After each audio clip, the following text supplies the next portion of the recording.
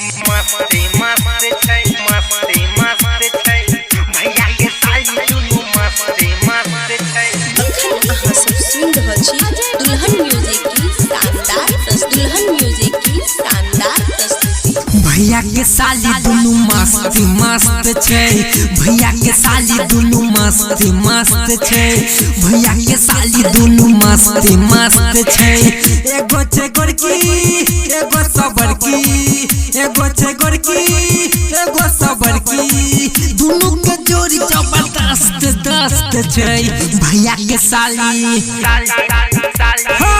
भैया के साली दुनू मस्त मस्त छै भैया के साली दुनू मस्त मस्त छै भैया के साली दुनू मस्त मस्त छै।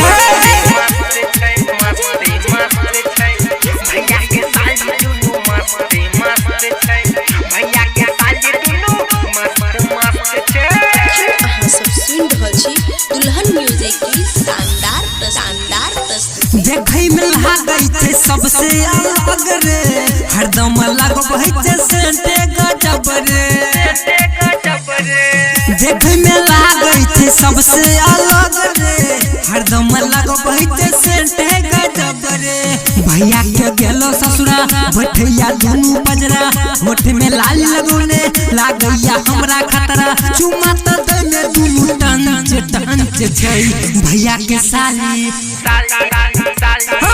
भैया के साली दुनू मस्त मस्त छै भैया के साली दुनू मस्त मस्त छै भैया के साली दुनू मस्त मस्त छै।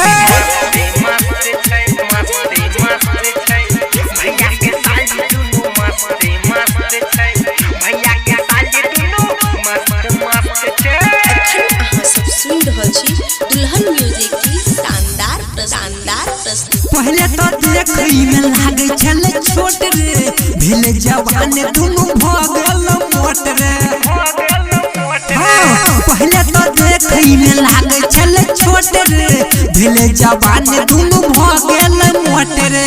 कहिया हमरा खाली आबैया दुनू हाली गोदी में बैठ के कोड़ा में सैट के गोपिन गोरैया रह व्यस्त व्यस्त रे। भैया के साली